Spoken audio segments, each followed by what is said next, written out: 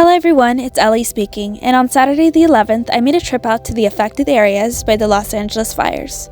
I didn't have a plan in mind, but God had led us to the city of Brentwood, where we found an entrance point into the restricted areas that had a mandatory evacuation.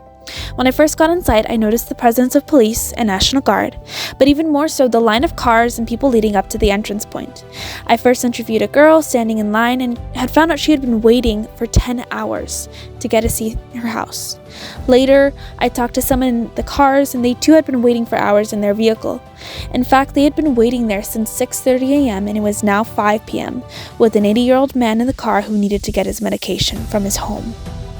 As you'll see in the upcoming videos, many of the desperate victims discuss their pain and frustration with the lack of communication or leadership from authority.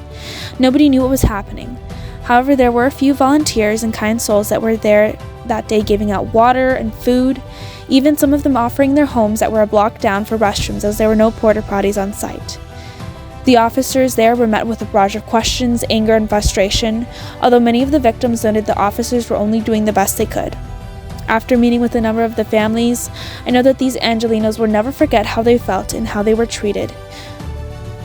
My prayers go out to the victims of the fire and the first responders. Please stay tuned to watch our upcoming interviews. Thank you.